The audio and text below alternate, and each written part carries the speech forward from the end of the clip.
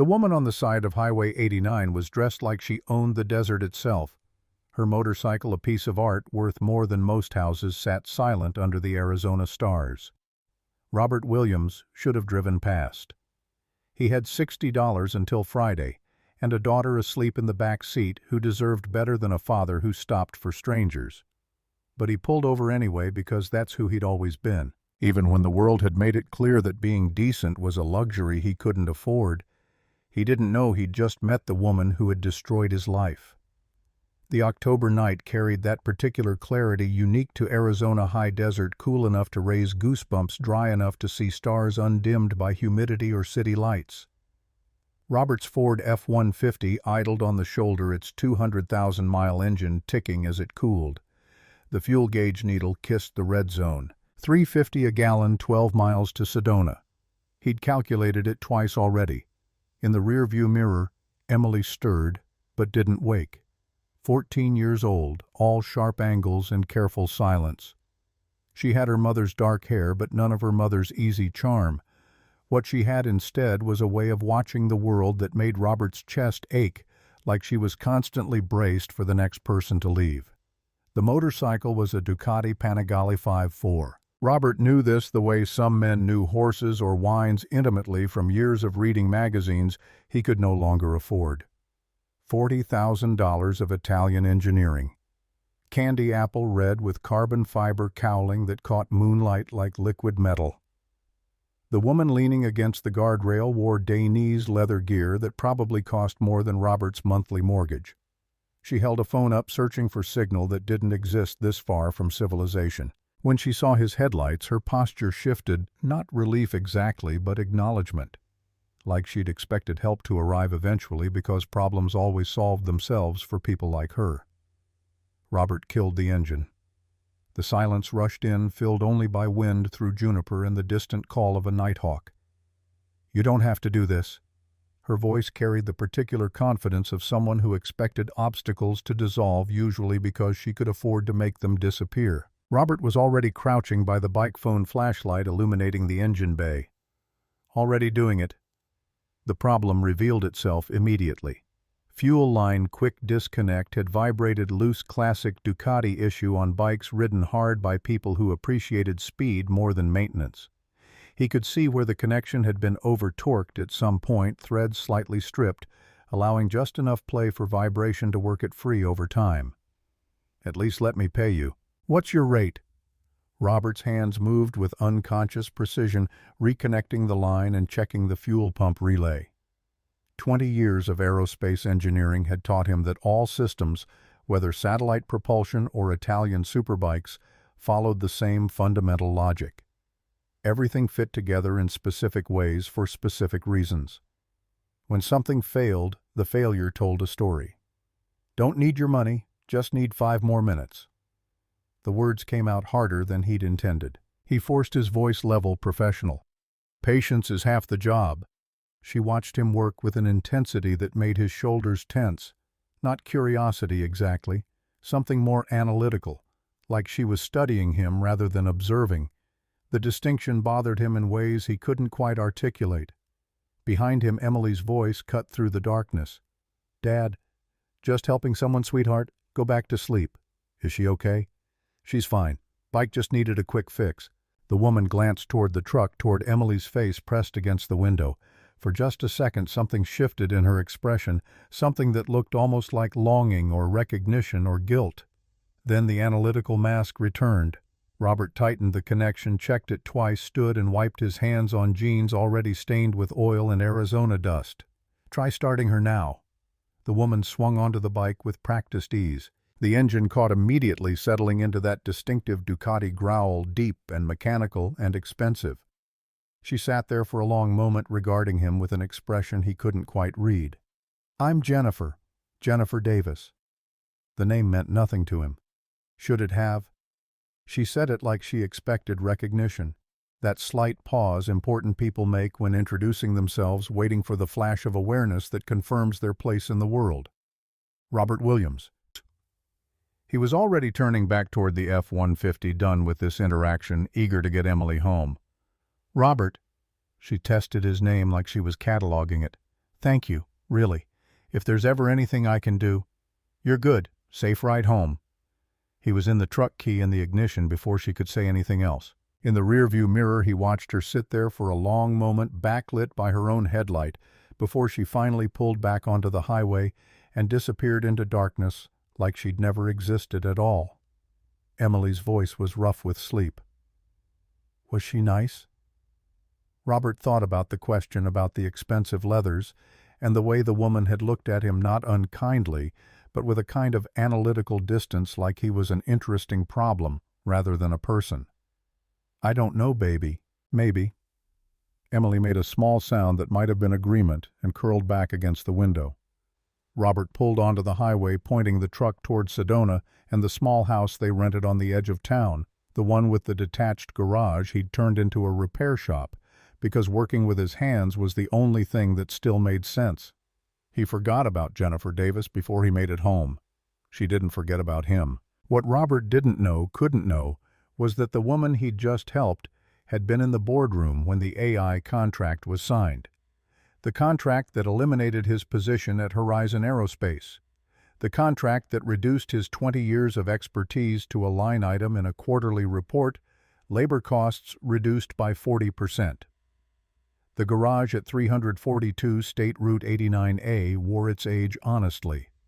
Single-bay cinder block construction hand-painted sign that said, Williams Repair, honest work, fair prices. Inside tools hung on pegboard in careful organization that spoke to military precision or engineering discipline, or both. A snap-on toolbox bought, used, still represented $3,000 Robert didn't really have. The air smelled like motor oil and Arizona dust, and something else, the particular scent of a man trying to build something from wreckage. Sunday morning found Robert under a 1987 Chevy C10, wrestling with a transmission that had given up on life sometime during the Reagan administration. The radio played low, some talk show host explaining economic recovery in tones suggesting he'd never chosen between groceries and electricity. Robert turned it off. 3 years ago, he'd stood in a conference room in Denver with 200 other engineers, all of them staring at a PowerPoint slide that said, Operational Efficiency Initiative, like those words meant anything except, you're fired. The VP of Operations had worn a suit that probably cost more than Robert's monthly salary and an expression of studied neutrality, as he explained that AI integration would streamline processes, reduce redundancies, optimize workflows. 4,000 people eliminated. 20 years of Robert's life reduced to a paragraph in an earnings call. These difficult but necessary restructuring decisions position Horizon Aerospace for continued growth in an increasingly competitive marketplace. The security badge that had opened every door for 2 decades stopped working at 5:01 p.m. Robert walked out carrying a cardboard box with family photos, an Engineer of the Year 2016 plaque, and a coffee mug Emily made in 3rd grade, glazed, crooked, and painted with hearts. The parking lot had been full of colleagues sitting in cars, crying, making frantic phone calls to spouses or headhunters, or anyone who might have answers. Robert had driven home in silence, the radio off, trying to figure out how to tell his daughter that everything he'd promised her about hard work and dedication and playing by the rules had been a lie. The present crashed back in the form of footsteps. Not the heavy tread of ranchers who brought him their equipment, not the hurried click of retirees who needed sedans serviced. These steps were measured, deliberate, expensive. Robert rolled out from under the truck to find an elderly Hispanic woman standing in the doorway, worry creasing her face. Mr. Williams, I only have $80. Mrs. Martinez, 68-years-old widow, drove a 2005 Honda Civic with 230,000 miles and a clutch that slipped like butter on a hot skillet. Robert had seen her at the grocery store last week, calculating costs on her phone, putting items back when the total climbed too high. He checked the clutch. Replacement kit ran $180 in parts. Labor usually $300. Total should be $480. I can do it for $80, but you gotta promise me next time your car makes a funny noise you bring it here first, before it becomes expensive. Deal. Her eyes filled. God bless you, Mr. Williams. Robert was uncomfortable with praise, with gratitude, with the implicit acknowledgement that he was doing something good, when really he was just doing what made sleep possible. "Just bring me some of those tamales at Christmas. We're square." After she left, Robert stood in the empty garage doing math. $80 minus $180 in parts meant he'd just paid $100 for the privilege of helping someone who needed help. Emily needed new shoes before winter. The mortgage was due in 11 days. The F-150 needed brake pads, but Mrs. Martinez needed her car to get to cleaning jobs that paid $9 an hour. And Robert needed to be able to look at himself in the mirror. The school bus rumbled past at 3:45, dropping Emily at the corner, 0.8 of a mile from home. Robert watched her walk up the dusty shoulder backpack, heavy with borrowed library books. Brief history of time. The Martian physics texts meant for college students. She wore the same Sedona High hoodie as Friday as Wednesday as every day for the past month. She entered the garage like she always did, quiet and observant, taking in everything before speaking. "How was school, sweetheart?" "Fine." The one-word answer that meant something was wrong. "Just fine." A pause, the kind that meant Emily was calculating whether to share, whether the truth was worth the worry it would cause him. Finally, "Dad, Melissa asked why I wear the same hoodie every week." The words hit like a wrench to the sternum. Robert set down his tools carefully, precisely, giving himself time to control his expression. "What did you tell her?" "That I like this one. That it's comfortable." Emily's voice was steady, matter-of-fact, like she was reporting weather rather than humiliation. Robert knelt down to eye level. At 14, she was almost as tall as he was, all elbows and growth spurt and fierce intelligence she tried to hide because being smart made you a target. "Baby, I'm sorry. After the Martin job next week." "Dad, I don't care about clothes." She cut him off with the same tone she used for math problems, for debates, for any situation requiring logic over emotion. "I just wish things were easier. For you." 14 years old and worried about him. 14 years old and already understanding that the world had rules that didn't apply fairly. That hard work didn't guarantee security, that parents couldn't always protect children from understanding too much too soon. Dinner was Barilla pasta at $1.29 Prego sauce, at $2.49 day-old garlic bread from the Safeway discount rack at $1 even.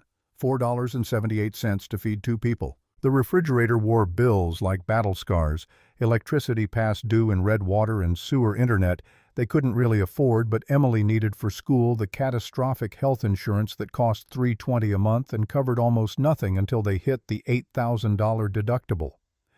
Robert's mental calculator ran constantly these days.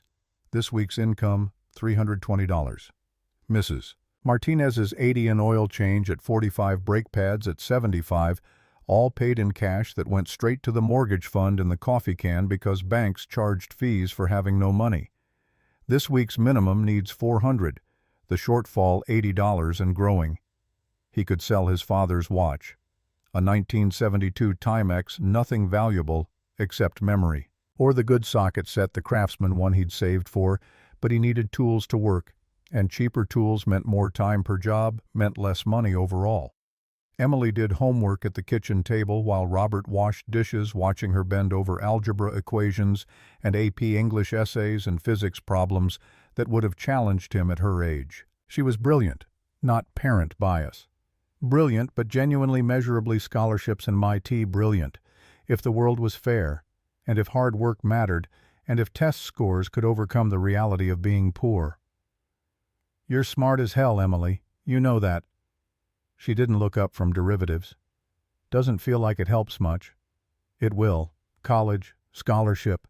You're going to MIT, baby, or Stanford, somewhere that sees how brilliant you are." "Dad, we can't afford—" "We'll figure it out. You just keep those grades up." "Deal." A small smile. "Deal." At 11 p.m., Robert lay in bed staring at a ceiling water stain from last monsoon season's roof leak that he still needed to fix, thinking about 20 years at Horizon Aerospace. He'd designed propulsion systems for Atlas V satellites, the kind that helped scientists understand climate change, enabled global communications, tracked weather patterns that saved lives. He'd led a team of 12 engineers, trained junior staff fresh from MIT and Georgia Tech, felt pride in work that mattered beyond quarterly earnings. Salary $98,000 a year. Benefits: full health, dental, vision, 401k match pension that would have set up retirement at 65. Identity: someone who contributed, who built things, who mattered. Now he ran hands over his face and felt calluses that hadn't existed 3 years ago. Cuts that healed slower at 42, the particular exhaustion of a body worked harder than it was designed for. Now he was someone who couldn't buy his daughter shoes. But Emily would go to college. Emily would have better. If it killed him, and some days he thought it might, Emily would have the future he'd been promised and denied. Machines remember every mistake you make, he'd told Emily once while teaching her to change oil, and they make you pay for it later. People deserve better than that. People deserve second chances. 3 days after the highway, Jennifer Davis walked into Williams Repair wearing clothes that cost more than Robert's monthly income, but were clearly selected to look casual. Levi's still stiff from the store Patagonia shirt with tags recently removed. Nike sneakers so clean they'd obviously never touched actual dirt. Robert was under the Chevy when he heard footsteps that didn't belong, soft, expensive, deliberate. He rolled out on the creeper to find her standing in the middle of his workspace holding 2 Starbucks Grande Pike places like offerings. "Mr. Williams, I hope I'm not interrupting." He stood slowly wiping hands on a red shop rag that had been white in another lifetime. "Can I help you with something?" "I wanted to thank you properly for Saturday night." She held out 1 coffee. "And to be completely honest, I wanted to learn." Robert studied her manicured nails, trying to hide in casual clothes, skin too smooth for outdoor work posture that screamed expensive education and rooms that rearranged themselves around her presence. "Learn how things work, how to actually fix machinery." She met his eyes directly. No looking away, no discomfort with the directness. "I realized standing on that highway that I know almost nothing about engines, about how any of this actually functions. You diagnosed my problem in 30 seconds and fixed it in 12 minutes. I want to understand that. Lady, no offense, but you don't look like someone who needs to learn how to fix motorcycles. You look like someone who pays people to fix them." A small smile, like she'd expected this. "You're right, but I'd rather learn from someone who actually understands it, not just theory truth, the way things really break and how they really get fixed." Something in her voice sounded almost like respect. Almost. Robert's mind ran calculations. Rich woman, bored or restless or slumming. But mortgage due in 11 days, $890. Emily needed winter coat 60 minimum. F-150 brake pads, 120 in parts he couldn't put off much longer. "I can't pay you to learn here." "I know, I'll pay you. For your time, your expertise, whatever's fair." Pride and practicality went to war in Robert's chest.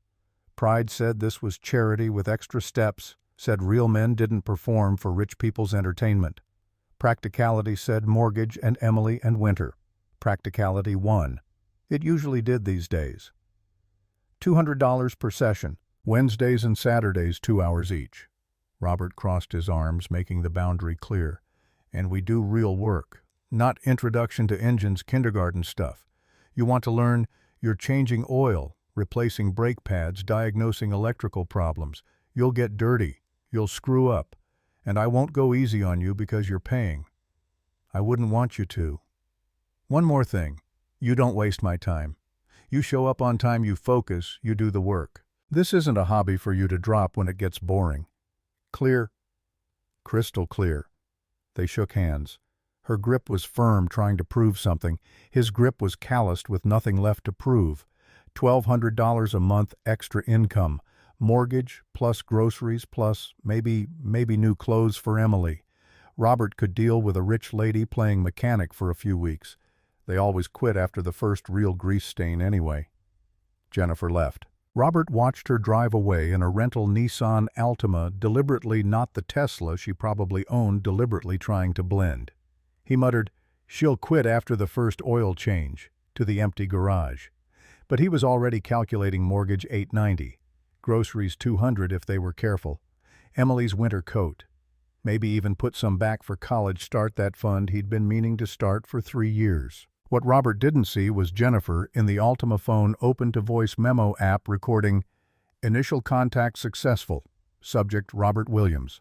42, former aerospace engineer, current independent mechanic. Displays textbook, working-class dignity, refuses tips, sets firm boundaries, shows pride in craft. Living conditions appear financially stressed based on vehicle condition and deferred maintenance visible on property. Will begin observation sessions Saturday. Recommend documenting conversational patterns, value statements, authentic working-class perspective for Senate testimony preparation. She saved it. Research, subject 001, RW, initial contact. A small voice in her head whispered that this was wrong, that using someone's trust as research material crossed ethical lines she'd spent her career pretending didn't exist. She suppressed the voice the way she'd suppressed thousands like it, with logic, with justification, with the reminder that understanding worker displacement required primary source observation. The greater good, she told herself. I'm doing this for the greater good.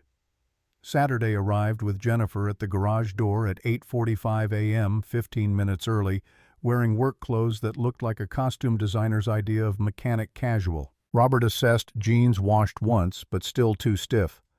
Carhartt shirt from REI with tags removed, but fabric unworn. Red Wing boots so new the leather hadn't creased hair in a ponytail, held by a band that probably cost more than his breakfast. She looked like a catalog model for women who work with hands but never actually do. But she'd shown up early. That counted for something. Before we touch tools, you need to understand theory. Robert led her to a workbench where a disassembled Chevy small block V8 sat like a patient on an operating table. A combustion engine is just controlled explosions. 4 strokes, intake, compression, combustion, exhaust. He walked her through each component: piston creating vacuum to draw air and fuel cylinder containing the explosion crankshaft, converting linear motion to rotational. Jennifer took notes in a moleskin notebook, asked questions that were actually intelligent, caught on faster than he'd expected. So the spark plug ignites at the precise moment the piston reaches top dead center. Exactly. Timing is everything. Off by a few degrees, engine runs rough, loses power, maybe destroys itself. Like in business, one bad decision at the wrong time can... Robert cut her off. We're talking about engines, not business. She nodded, filed that boundary away. Right, sorry. He held up a combination wrench. This is a 1/2 inch. You'll use it 90% of the time. Righty-tighty, lefty-loosey. Simple. Jennifer tried to loosen a bolt on a valve cover, turned it the wrong way. The bolt tightened instead of loosening. Other way. Righty-tighty, lefty-loosey. I know. It's just muscle memory. You don't have muscle memory yet. That's what we're building. After 30 seconds of struggling, her frustration showed. Why is it so stuck? Because someone over-torqued it 20 years ago and it's been seizing ever since. That's the thing about machines, they remember every mistake, and they make you pay for it later. Jennifer stopped, looked at him with that analytical expression he was beginning to recognize. Is that just about machines? Robert met her eyes. Mostly. A pause. Something unspoken passing between them that neither acknowledged. Spray this penetrating oil on it. Let it sit 5 minutes, then try again. Patience is half the job. From the corner of the garage, Emily watched from her usual perch on an old metal stool. She'd started showing up during sessions, not participating, just observing. Robert had asked once if she wanted to help. She'd said no, she just wanted to read. But Emily rarely read during sessions. She watched. Specifically, she watched Jennifer. What Emily saw Jennifer asking lots of questions about Robert's life that had nothing to do with engines. How long have you lived in Sedona? What made you become an engineer? How's Emily doing in school? And after Robert answered, Jennifer's eyes would go distant for just a few seconds, like she was memorizing cataloging filing information away for later use. Twice, Emily saw Jennifer check her phone after sessions, typing quickly. Something was wrong. Emily couldn't articulate exactly what, but the instinct that had helped her survive her mother's abandonment was screaming warnings. This woman wasn't here to learn about engines. She was here for something else. Week 2 brought oil changes. Jennifer removed a drain plug and hot oil poured over her new Red Wing boots. Shit. Robert almost smiled. Welcome to the club. You're not a real mechanic until you've been baptized in motor oil. Week 3 brake pads. Jennifer successfully removed caliper bolts, extracted old pads, examined the wear pattern. Robert pointed. See how these are worn, outside pad more than inside. What's that tell you? Uneven wear, caliper slide pins need lubrication. Robert was impressed despite himself. Exactly right. Her hands were changing. The manicure was gone, replaced by oil under nails that wouldn't scrub out small cuts and scrapes, calluses forming at the base of her fingers. She was actually doing the work, actually learning, showing up week after week without complaint. It was almost enough to make Robert forget she was paying him. Almost enough to feel like teaching instead of performing.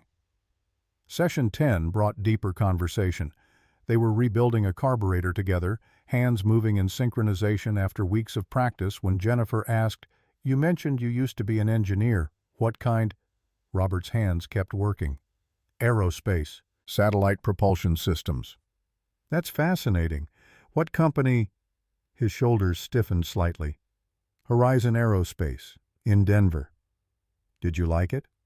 Long pause. Tools clicking against metal. Finally, loved it. Best job I ever had. "What made you leave?" Jaw tight now. "Didn't leave, got eliminated. Company decided engineers were too expensive and algorithms were cheaper." "I'm sorry, that must have been..." "It was 3 years ago, I'm over it." He wasn't over it. "How many people were let go?" 4,000 in one day. Jennifer went very still. Her hands stopped moving. I can't imagine." "No, you probably can't." Silence. Just the sound of tools on metal, the hum of the overhead fan, the distant call of ravens outside. Then Robert surprising himself with honesty. "You know what the worst part was?" Not the layoff itself. It was walking out past security like I'd done something wrong. Like 20 years of dedication meant nothing. Like I was disposable. Jennifer's hands trembled slightly. Robert didn't notice. "Do you think they were wrong, that AI can't do what you did?" Robert considered the question with engineer's precision. "No, AI probably can do some of what we did, maybe most of it. But there's things it can't do. Can't feel when something's about to fail. Can't improvise when the problem doesn't match the manual. Can't teach a scared kid fresh out of college that mistakes are how you learn, not how you get fired." He looked at her directly. "Can't give a damn about the work beyond the efficiency metrics." Jennifer looked away. "Those are important things. Didn't matter to the spreadsheet." That night Emily couldn't sleep. At 11:30 p.m., while Robert snored in the next room, she opened her laptop, a 2018 Dell that took 3 minutes to boot, slow enough that she'd learned to be patient with technology the way her father was patient with engines. Google search, Jennifer Davis, too common. 250 million results. Refined search, Jennifer Davis CEO. First result, Jennifer Davis named to Fortune 500 CEOs under 40. Emily clicked. The article loaded slowly, images rendering in chunks. When the photo finally appeared, Emily's stomach dropped. Jennifer Davis in an Armani suit, confident smile, San Francisco skyline behind her. Caption: Jennifer Davis, 36, CEO of Crosstech Industries, has transformed the AI automation landscape. Emily read with increasing horror. Company valuation, $6 billion. Specializes in AI systems for manufacturing and aerospace sectors. Major clients include Boeing, Lockheed Martin, Raytheon, and Horizon Aerospace. The last 2 words hit like a fist. New search, Crosstech Horizon Aerospace, press release from June 2021. Horizon Aerospace partners with Crosstech for AI-driven efficiency. Photo of Jennifer Davis shaking hands with Horizon's CEO. Quote from Jennifer: "This partnership represents the future of aerospace efficiency. By integrating our AI systems, Horizon will reduce operational costs by 40% while maintaining quality standards. Date June 2021, 2 months before the layoffs. Emily searched Horizon Aerospace Layoffs 2021 with hands that had started shaking. Denver Post. Horizon Aerospace cuts 4,000 jobs in major restructuring. Bloomberg. AI automation blamed for massive aerospace layoffs. CNN. Workers protest Horizon Aerospace job cuts. She found her father's letter to the Sedona Red Rock News, published July 2021. Robert's words dignified and heartbroken, explaining what it felt like to be reduced to a line item, to have 20 years dismissed as operational inefficiency. The connections assembled themselves with terrible clarity. Jennifer's company made the AI that replaced Dad. Jennifer personally oversaw the Horizon contract. Jennifer was worth $6 billion. Dad was struggling to pay the mortgage, and Jennifer was in their garage pretending to be a student, asking questions about Dad's life, recording God knew what. Emily opened Google Docs, typed a title, "The Cost of Efficiency, A Daughter's Perspective on Corporate Conscience." She wrote for 3 hours until her eyes burned and her hands cramped. She wrote about watching her father work himself to exhaustion. She wrote about wearing the same 3 outfits to school. She wrote about the woman who came to their garage with secrets and lies and a research agenda disguised as curiosity. She wrote about what it meant when billionaires treated workers as specimens to study rather than human beings deserving dignity. At 2:47 a.m., Emily created a Medium account, hovered over the Publish button, thought about her father's reaction. He'd be angry, protective, worried about consequences. But people needed to know. The world needed to see what Jennifer Davis had done. Emily clicked Publish. Then she closed the laptop and tried to sleep, knowing she wouldn't. Sunday morning arrived with phone calls. Robert's cell rang at 8 a.m., unknown number. He ignored it. It rang again. Different number. Again. Again. On the 4th call, Robert answered with irritation, sharpening his voice. "Mr. Williams, this is Jake Chen from Arizona Republic. I'd like to get your comment on your daughter's essay about Jennifer Davis and Crosstech Industries." "What essay?" Robert hung up, walked to Emily's room. She was sitting up in bed, laptop open, face pale as bone. "Em, did you publish that essay?" "Dad, there's something you need to know about Jennifer." "What did you do?" "Google her. Right now. Please." Robert pulled out his phone, typed Jennifer Davis into the search bar. CEO, Crosstech Industries. Net worth $6 billion. AI automation for aerospace and manufacturing. His hands started shaking. The phone trembled as he scrolled, finding the press release with Jennifer, shaking hands with Horizon's CEO, finding the date June 2021, 2 months before his world ended. Quote from Jennifer, "This partnership represents the future of aerospace efficiency." Translation: 4,000 jobs eliminated for 40% cost reduction. He searched Jennifer Davis Crosstech Horizon layoffs and found articles connecting dots. He would have seen if he hadn't been so focused on teaching, on the money, on the small relief of having something that felt like purpose. "How many people have read this?" His voice came out hollow. Emily checked her laptop. 50,000, and it's going up every minute. "Jesus Christ, Emily." "Dad, I'm sorry I didn't tell you first, but you needed to see." "She lied to me." Robert stood pacing Emily's small room. "For 3 months, every session, every conversation. I know. She was studying me, like I was some kind of—" He couldn't finish the sentence. His phone rang again. Robert ignored it. It rang again. He turned it off completely. Saturday morning, 8:45 a.m. Jennifer arrived on time, carrying 2 coffees, smiling relaxed. She hadn't seen the essay yet. Busy week in San Francisco, board meetings and crisis management for unrelated issues. The personal scandal hadn't reached her yet. "Morning, Robert. Ready to tackle that? Who are you?" Jennifer stopped. The smile died. "What? Who are you? Really?" Robert pulled out printouts from his back pocket. Emily had printed them last night.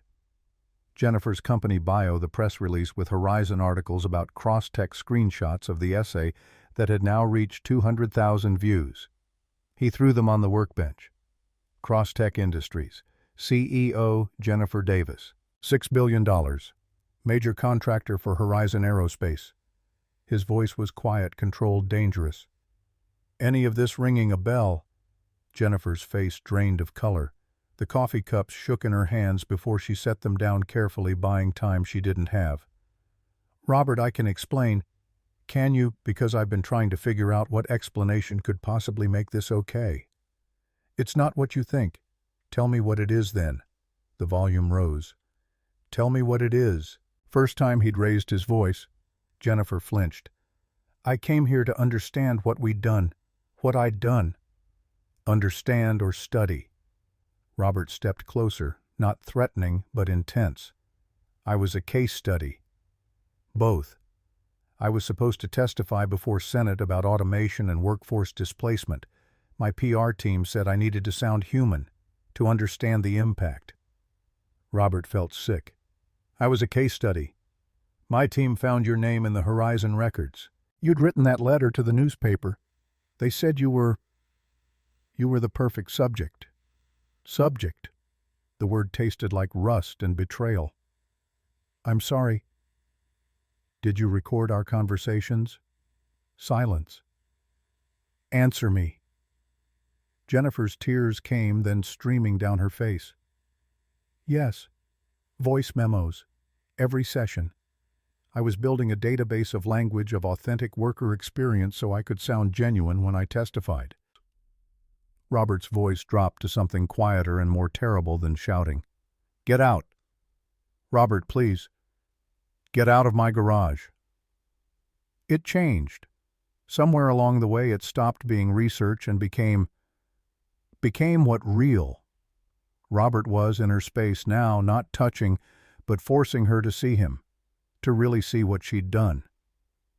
You want to know what real looks like, Jennifer? Real looks like working yourself to exhaustion because your daughter needs stability. Real looks like choosing which bills to pay because you can't afford all of them. Real looks like watching your kid wear the same 3 outfits to school because new clothes means choosing between her growth spurt and the electric bill. His voice cracked. That's what your efficiency protocols did to real people. And you came here to mine our pain for content. You're right. You're absolutely right. There's no excuse. But Robert, I learned. I changed. Don't you dare talk about my daughter. I know I don't deserve forgiveness. You don't even deserve the chance to ask for it. Robert pointed to the door. Get out. Stay away from me. Stay away from Emily. And if you have any decency left, you'll delete every recording you made and never contact us again. Jennifer stood at the doorway, turned back one final time. For what it's worth, and I know it's worth nothing, you were right about everything. People do matter more than numbers. Dignity is more important than efficiency. You changed how I see the world, Robert. Get out. Jennifer left. Robert stood alone in the garage, surrounded by tools that still made sense when nothing else did. The air smelled like oil and metal, and the particular emptiness that comes after trust breaks. Emily emerged from the house. She'd been watching from the window, had heard everything through the open door. She approached her father carefully, like he was something fragile that might shatter. Are you okay? Robert pulled her into a hug, held on tight. I will be. I'm sorry I published it without telling you. Don't be sorry, baby. You told the truth. That takes courage. He pulled back, looked at her face. But things are about to get complicated. You ready for that? We'll handle it together, like always. Robert's phone, still off, had accumulated messages. When he finally powered it on, 17 voicemails waited. Most were reporters. One was different. Mr. Williams, this is Senator Barbara Harris's office. We'd like to discuss your testimony at next month's hearing on automation and workforce displacement. Please call us back at your earliest convenience. Robert stared at the phone. Emily watched him. What is it? They want me to testify in Washington. Are you going to? Robert thought about 4,000 people whose stories had been reduced to spreadsheets. Thought about Emily's courage in telling truth when silence would have been easier. Thought about machines that remember every mistake and make you pay for it later, and whether that same rule applied to people, to systems, to billionaires who treated workers as research subjects. I don't know yet. But even as he said it, Robert knew the answer. The world needed to hear what happened when efficiency became more important than humanity, and he was one of the few people who could tell that story from inside the wreckage. Outside Arizona, sun climbed higher. The day grew hot. Robert stood in his garage, the space where he'd rebuilt his life from pieces, where he'd taught a billionaire CEO how to fix engines, while she secretly recorded his pain, where everything he thought he knew about trust and dignity had just shattered. But Emily stood beside him, fierce and brave and brilliant. And somewhere in Washington, senators were asking questions about automation and accountability. And maybe truth mattered more than he'd been allowed to believe. The story was just beginning. Emily's essay went live on Sunday night at 11:47. By Monday morning at 8, 5,000 people had read it. By noon, 50,000 had shared it. By 6 p.m. CNN was running it as their lead story. The piece was titled, "The Cost of Efficiency, A Daughter's Perspective on Corporate Conscience," and it was devastating in its clarity. Emily wrote about watching her father reduced from aerospace engineer to garage mechanic. She wrote about choosing between school supplies and heating bills. She wrote about the particular shame of being disposable in a country that claimed to value hard work. Then she wrote about Jennifer Davis, the mysterious woman who showed up at their garage claiming to want to learn. The recordings, the deception, the calculated performance of empathy from someone worth billions who'd helped destroy thousands of lives. Emily connected Crosstech AI systems to Horizon's layoffs, Jennifer's wealth to Robert's poverty, corporate efficiency to human cost. The essay was sharp and articulate and absolutely damning.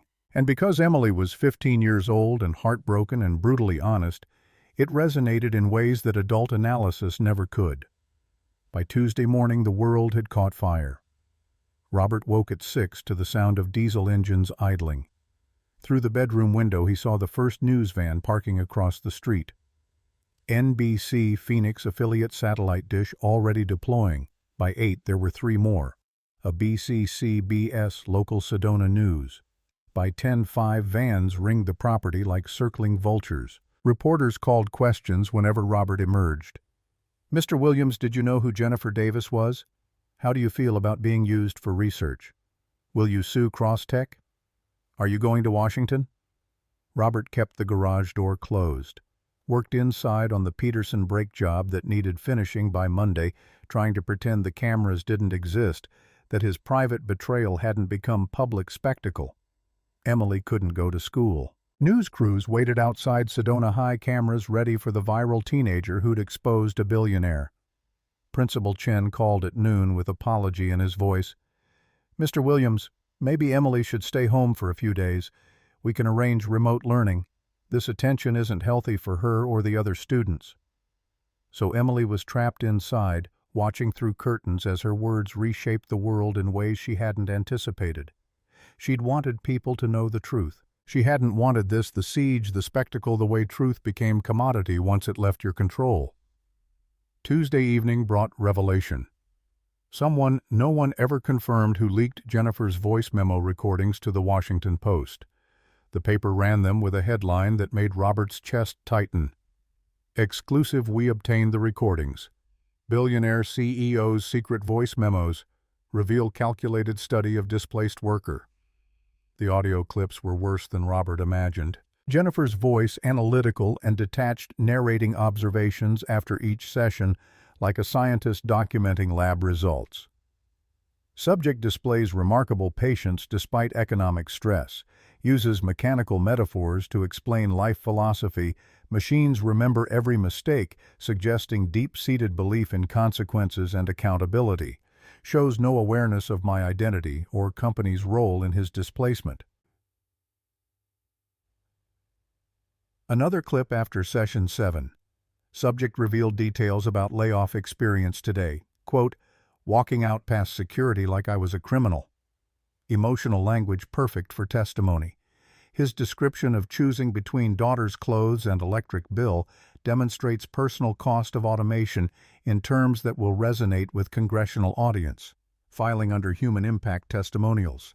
But the worst came from Session 10. Unexpected development subject is genuinely skilled educator.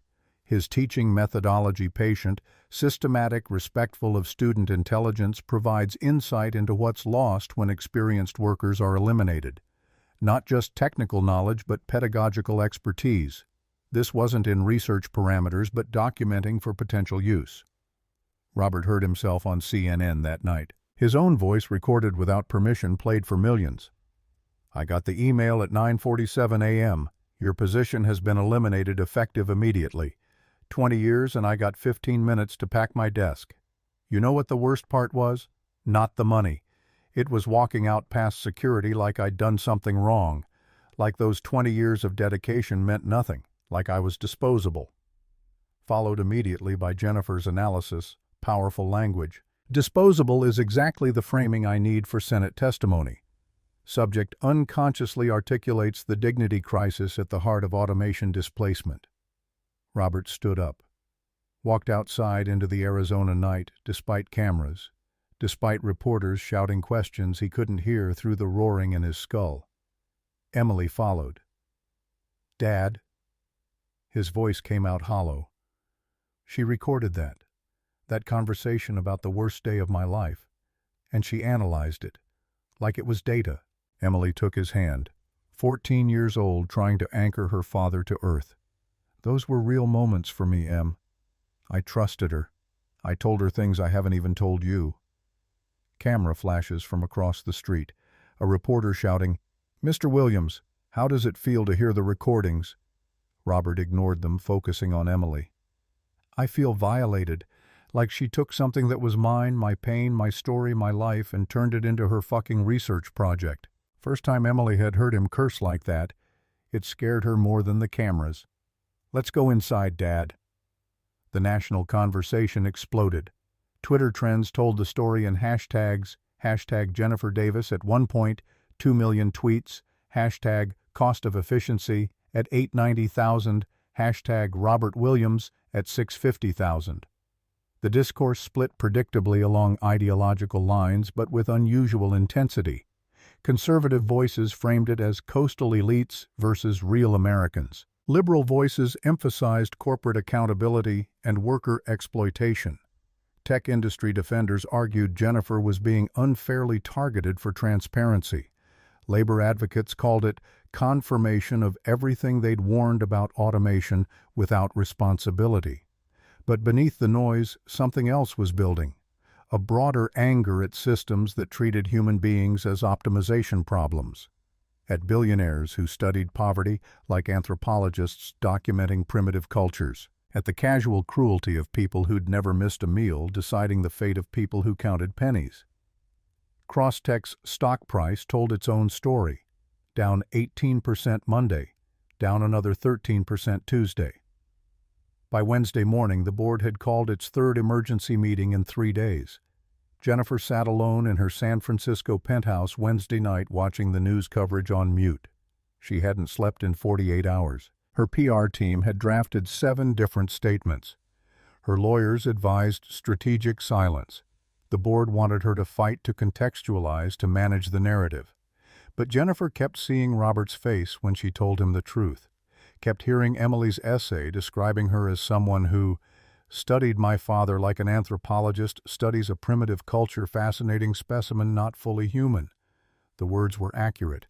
That's what made them unendurable. Thursday afternoon brought Jennifer's press conference.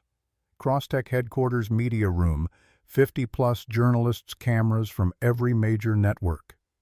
Jennifer walked to the podium alone, no PR flanking her, no handlers, whispering talking points. Just a woman who looked like she hadn't slept in days, wearing a black pantsuit and exhaustion. "I'm not going to read a prepared statement. I'm just going to tell you the truth." She took a breath that the cameras caught that would be analyzed frame by frame. Everything Emily Williams wrote in her essay is true. I went to Robert Williams' garage with a hidden agenda. I lied about why I was there. I recorded our conversations without his consent. I studied him like he was a research subject instead of a human being whose life my company had helped destroy. Pause. Camera flashes creating their own rhythm. There is no excuse for what I did. Not my ignorance of working-class struggles, not my anxiety about Senate testimony, not my desire to understand the impact of automation. I violated Robert Williams's trust in the most fundamental way possible. Her voice cracked slightly, genuine emotion breaking through. I listened to those recordings again last night, all of them, and I heard something I didn't hear the first time I heard a good man trying to make sense of a broken system. I heard a father putting his daughter first. I heard someone with more integrity in one conversation than I've shown in my entire career. Then came the accountability portion. Jennifer's hands gripped the podium. Effective immediately, I'm resigning from my operational role at Crosstech. Not stepping back, not taking a leave, resigning. The board will appoint an interim CEO while they search for my permanent replacement. Murmur through the press room like wind through leaves. I'm also creating a $4.5 billion restitution trust. The room erupted. Journalists shouting questions, cameras zooming the controlled chaos of major news breaking in real time. Jennifer raised her voice. Dedicated to worker retraining, small business loans for displaced employees, healthcare coverage during transitions, and educational scholarships. The trust will be governed by an independent board of former displaced workers and labor advocates. I will have zero operational control. A reporter shouted without waiting to be called, "Is this just a tax write-off?" The Senate hearing on automation and workforce displacement will proceed as scheduled next month. I will testify, and I invite this committee to appoint an independent investigator to audit every claim I've just made. If I'm lying about any of it, the public deserves to know. The Q&A lasted 30 minutes. Jennifer answered every question, directly refused every escape route her lawyers had prepared. Yes, she expected consequences. No, she didn't deserve forgiveness. Yes, the trust was legally binding and independently governed. No, she would not try to contact Robert Williams. She'd taken enough from him already.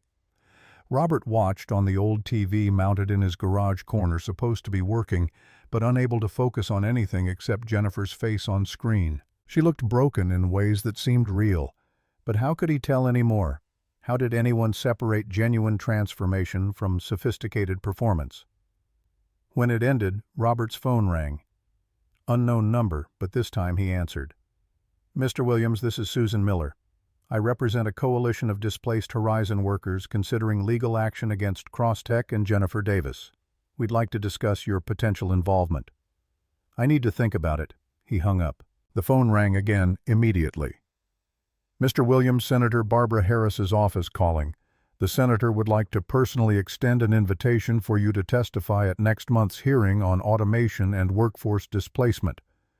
This time, Robert didn't dismiss it outright. "I'll call you back."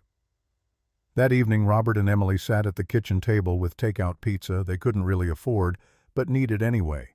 Some gesture toward normalcy in days that had become surreal. "They want me to go to Washington." Emily set down her slice. "Are you going to?" "I don't know. Part of me wants to tell the whole world what she did. Make sure everyone knows." "And the other part?" "The other part is tired, Em. Tired of being angry. Tired of being a symbol. I just want to fix cars and raise my daughter and not have cameras outside my house." "But they already made you a symbol. The essay did that." Emily's voice went small. "I did that." Robert reached across the table, took her hand. "Hey, no, you told the truth. That's different." "Is it? I made this public. I put us in this position. You stood up for what's right. For me. For all those other workers." Robert squeezed her hand. "That took guts, baby. Real courage. Don't you dare apologize for having a backbone." They sat in silence for a moment. Then Emily spoke quietly. "The world will always have opinions about us, Dad. The question is whether we let them write our story or whether we write it ourselves. I wrote ours. Now you need to decide if you're brave enough to stand behind it." Robert looked at his daughter, 15 years old and wiser than he'd been at 40, and felt something shift. Emily was right. The story was public now, whether he liked it or not. The only choice left was whether to let others narrate it or claim his own voice. Friday morning, Robert called Senator Harris's office back. "I'll testify, but on one condition." The aide's voice was professionally neutral. "What's that?" "I tell the whole truth. Not just the parts that make good TV, not just the stuff that makes Jennifer look bad. Everything. The good, the bad, the complicated." A pause. Then, "Senator Harris wouldn't want it any other way. And Emily comes with me. She started this. She should see where it goes. We'll arrange everything." Meanwhile, in a corner office in Palo Alto, California, Kenneth Anderson read the news coverage with growing alarm. CEO of TechCore Industries. Jennifer's biggest competitor, net worth $4 billion, reputation for ruthlessness that made even Silicon Valley uncomfortable. His VP of strategy sat across the desk, waiting. "Jennifer Davis just created an existential threat to our entire industry." The VP shifted. "The trust? It's just PR?" "No," Kenneth cut him off. "If her worker-led model succeeds, every tech CEO will face pressure to do the same. Shareholders will demand it. Legislators will mandate it. We can't let that happen." "What do you suggest?" Kenneth pulled out a legal pad, started making notes. "Three-pronged strategy. First, we commission an independent investigation. Our investigation-friendly outlet, anonymous sources questioning the trust's legitimacy. Make it look like expensive virtue signaling. Second, lobby against any worker protection legislation. $2 million to the industry. PAC, hire 3 lobbying firms, target senators on the committee. Message worker-led models can't scale, will destroy American competitiveness. And third," Kenneth's smile was cold, "we approach Robert Williams directly, offer him enough money to publicly question Jennifer's commitment, make it look like he doubts the trust, undermine before it even starts." The VP hesitated. "What if Williams doesn't take the bait? Everyone has a price. Single father struggling financially, I'll find his number." 2 weeks before the Senate hearing, Robert received a message through Susan Miller, the lawyer who'd called about the class action. "Robert, I know you have no reason to listen to me, and I'm not asking for forgiveness. But before you testify, there are some things happening with the trust that you should know about. Things that might change how you think about what's possible. I'll be at Desert Moon Cafe tomorrow at 7 a.m. I understand if you don't come, but I hope you will. Jennifer." Emily's reaction was immediate. "It's a trap." "Maybe. You're going anyway." Robert looked at his daughter. "I need to know what she's going to say. Before I testify, I need to understand what she thinks she's building." "Be careful, Dad." "Always am. Desert Moon Cafe at 6:50 a.m. Robert arrived early, claimed a corner table with his back to the wall. Old habit from better days when he'd run project meetings, always positioning himself to see the whole room. He ordered black coffee and waited. Jennifer arrived exactly at 7, punctual as always. But everything else had changed. She drove a used Honda Accord instead of the rental Nissan or whatever Tesla she probably owned. Wore jeans and a plain sweater that looked slept in. Hair pulled back in a ponytail with no artful arrangement. No makeup. She looked smaller, somehow diminished in ways that went beyond physical presence. She sat across from him, hands visible on the table, a gesture of openness that might have been calculated or might have been genuine. Robert couldn't tell anymore. "Thank you for coming.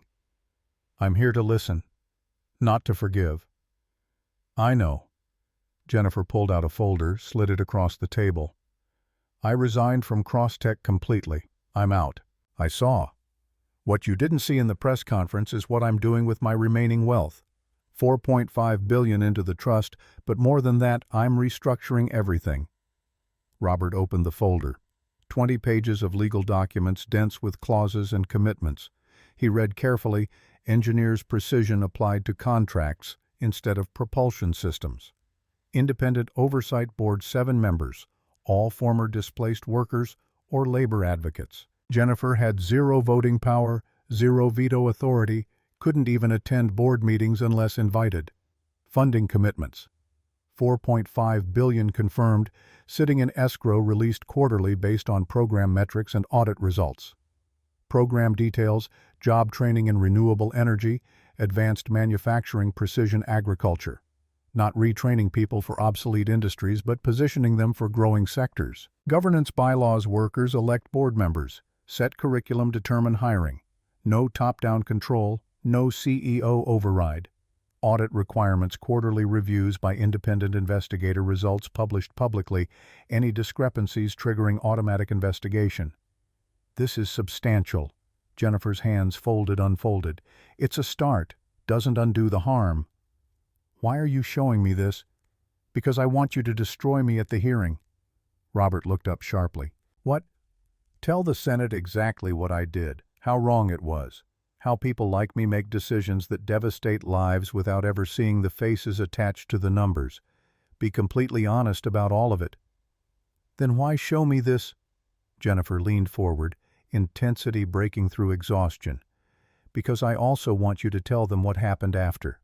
That when I was exposed, I didn't just hire better PR. I dismantled my empire. I subjected myself to oversight that most CEOs would never accept. I'm trying to prove that accountability can lead to transformation instead of just destruction. Robert studied her face for tells for signs of performance, found only exhaustion and something that looked like desperate sincerity. You're asking a lot. I know. And if you decide to leave that part out of your testimony, I'll understand. You don't owe me anything. She pulled out a second folder thicker than the first. This is everything. Full trust plan, oversight structure, metrics for measuring impact. It's real. It's happening whether you mention it or not. But I wanted you to have the information before you decide what truth to tell. Robert took the folder but didn't open it. If this is another performance, another way to manage the narrative, then you'll know, and you'll tell everyone, and I'll deserve whatever comes next. They sat in silence. The cafe filled with morning regulars, retirees reading newspapers, construction workers grabbing breakfast burritos, the ordinary rhythm of people living ordinary lives. Robert and Jennifer existed in a bubble separate from that normality, connected by betrayal and possibility, and the question of whether broken things could ever be truly repaired. I'll read this. I'll think about what I want to say. Robert stood leaving money for his untouched coffee. But Jennifer, this better be real. Because if you're lying, if any of this is calculated manipulation, I won't just tell the Senate. I'll spend the rest of my life making sure everyone knows exactly who you are. I understand. Robert left her sitting alone at the table, drove home through Arizona, morning light that made everything sharp-edged and unforgiving. Emily was waiting. How'd it go? I don't know yet. He handed her the folders. Read these. Tell me what you think. Emily spent the day reading legal documents with the same focus she brought to physics textbooks. At dinner, she looked up with an expression Robert couldn't quite parse. This is real, Dad. The oversight structure, the funding commitments, the governance bylaws. If she's lying, she's created incredibly detailed legal documentation that dozens of lawyers and auditors are going to examine. That's either genuine or the most elaborate fraud in corporate history. So you think she means it? I think she's trying. Whether she succeeds is different from whether she's trying. Monday brought Robert and Emily to Phoenix Sky Harbor Airport for the flight to Washington. First time Robert had flown in 3 years. First time Emily had been on a plane since she was 10. They wore their best clothes, Robert's funeral suit from 2019, Emily's debate team outfit, and still looked exactly like what they were, working-class people in a world designed for others. TSA agent checking Robert's boarding pass paused, looked up. Hey, you're that guy from the news. Good luck in Washington. Robert nodded, uncomfortable with recognition with being that guy instead of just Robert Williams who fixed things. On American Airlines Flight 1547 seats 23A and 23B, Emily asked the question she'd been holding since the cafe meeting. What are you going to say about her? Robert looked out the window at clouds that seemed close enough to touch. All of it, the good and the bad. What if people think you're defending her? Then that's their problem. I'm not defending what she did, but I'm also not going to pretend what she's doing now doesn't matter just because it makes a cleaner story. Emily considered this. Do you forgive her? Long pause. The kind of silence that held complicated truths refusing to simplify. I don't know yet, baby. Maybe forgiveness isn't even the right question. What is the right question? Robert turned from the window to look at his daughter. Maybe the question is whether I believe people can actually change, whether accountability can lead somewhere besides just punishment. Because if I believe people are just stuck being who they've always been, then what's the point of any of this? So you want to believe her? I want to believe the possibility. There's a difference. Reagan National Airport at 4:30 p.m. Susan Miller met them at baggage claim. Professional woman in her late 40s, pantsuit and briefcase, doing this pro bono because she believed workers deserved voices that weren't mediated through corporate PR. Robert, Emily, welcome to Washington. We have a briefing tonight at the hotel. Senator Harris's staff will walk you through format, likely questions, protocol. When do I testify? Wednesday morning, 10 a.m. Room 216, Hart Senate Office Building. Emily's voice was smaller than usual. Will she be there, Jennifer? Yes, she's scheduled to testify after you. Wednesday morning arrived with the weight of inevitability. Hart Senate Office Building, Room 216. Smaller than Robert expected from television, more intimidating for its intimacy. 15 senators on a raised dais. Gallery packed with 200 people. Journalists, advocates, displaced workers, policy experts. C-SPAN cameras broadcasting live. Robert saw Jennifer 3 rows back. She wore a simple navy dress flanked by lawyers in expensive suits. Their eyes met for 3 seconds. She looked genuinely afraid. Robert looked away first. Senator Barbara Harris, Massachusetts Democrat. 58, former labor lawyer turned legislator, gavelled the session to order. We convene today to examine the human cost of automation and artificial intelligence in American industry. Today we'll hear from individuals who've lived these consequences as well as industry leaders whose decisions created those consequences. She looked directly at Robert. Our first witness, Mr. Robert Williams, former aerospace engineer, current small business owner from Sedona, Arizona. Robert walked forward alone. Hand on Bible. The oath administered in words that carried 2 centuries of legal weight. Do you solemnly swear to tell the truth, the whole truth, and nothing but the truth? I do. He sat. Microphone adjusted to his height. Saw Emily in the gallery front row giving a small thumbs up that steadied him. Mr. Williams, thank you for being here. Please tell us about your career at Horizon Aerospace. Robert cleared his throat, pushed down nervousness. I was a senior aerospace engineer for 20 years, designed propulsion systems for commercial satellites, the kind that help scientists understand climate change, enable global communications, track weather patterns. He paused, gathering himself. I trained junior engineers, led quality control teams. Every satellite we launched represented years of precision care collaboration. It mattered. And then what happened? The memory still sharp after 3 years, still capable of cutting. June 14, 2021. I got an email at 9:47 in the morning. Subject line: Workforce Optimization Update. Body: Your position has been eliminated effective immediately. Voice steady but carrying pain like a low-frequency hum. 20 years, and I got 15 minutes to pack my desk. My security badge stopped working at 5:01 p.m. I walked out past guards, people I'd known for years, carrying a cardboard box with family photos and a coffee mug my daughter made in 3rd grade. The gallery was silent. Even the journalists stopped typing. 4,000 people lost their jobs that day. Not because we were bad at our jobs, not because the company was failing, because AI systems could do what we did faster and cheaper.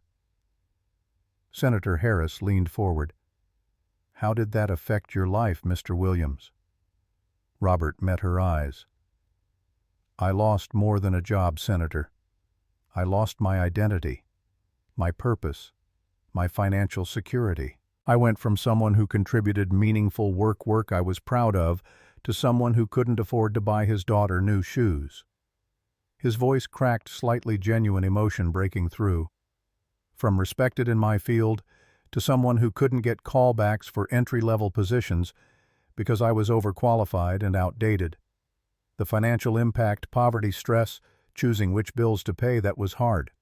But the psychological impact was worse. Feeling disposable. Feeling like everything I'd built, everything I'd contributed for 2 decades meant nothing.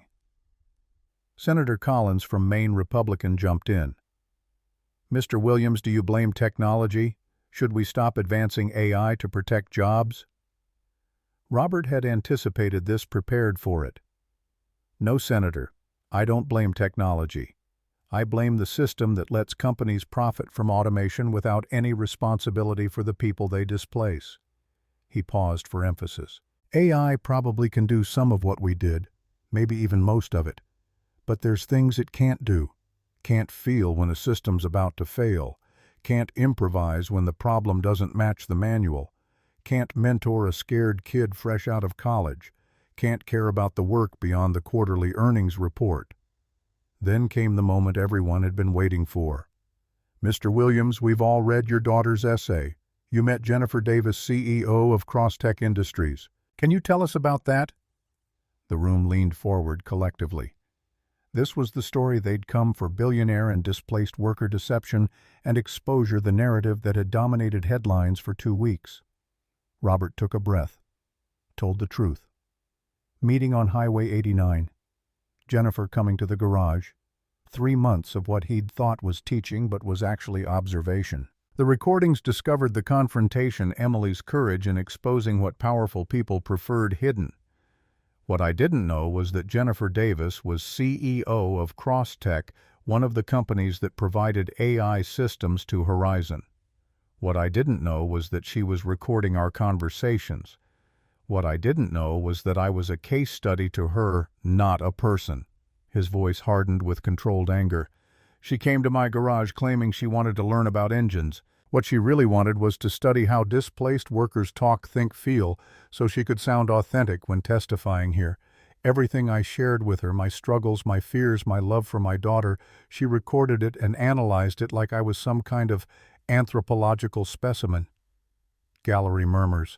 Camera zooming on Jennifer, catching tears streaming silently down her face. "How did you feel when you learned the truth?" Robert looked directly at Jennifer across the room.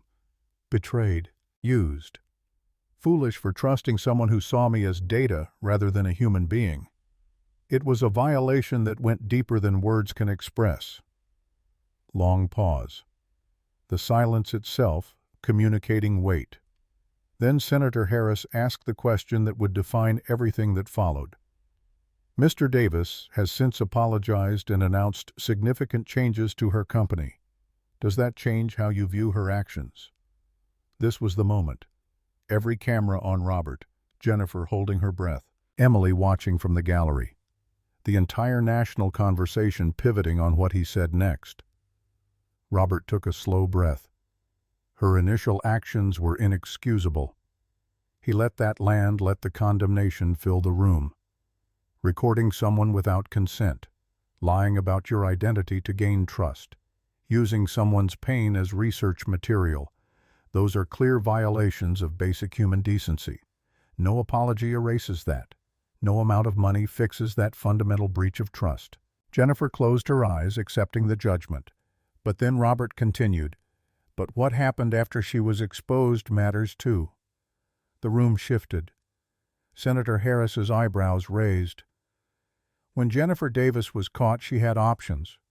She could have hired crisis managers, waited for the scandal to blow over, gone back to business as usual once the outrage cycle moved on. Instead, she resigned from her company. Not stepped back, resigned. She created a $4.5 billion trust for displaced workers. Real programs with real funding, not corporate PR gestures. Robert pulled documents from his jacket, held them up. Job training, educational scholarships, small business loans, healthcare coverage during transitions, governed by an independent board of displaced workers and labor advocates. She has zero control over how the money gets spent. Senator Collins, skeptical. Mr. Williams, are you saying you forgive her? No, Senator. I'm saying I believe actions matter more than words. And her actions since the exposure have been substantive. Are they enough? I don't know. Maybe nothing could ever be enough. But they're real. They're verifiable. And they represent the kind of accountability we rarely see from people in power. Robert leaned into the microphone, voice strengthening. Here's what I think matters, Senators. Jennifer Davis did something terrible. She got caught. And instead of just managing the fallout, she's trying to transform the system that enabled her behavior. That doesn't make us friends, doesn't erase the harm, but it does suggest that maybe exposure and accountability can lead to genuine change instead of just punishment. The room erupted.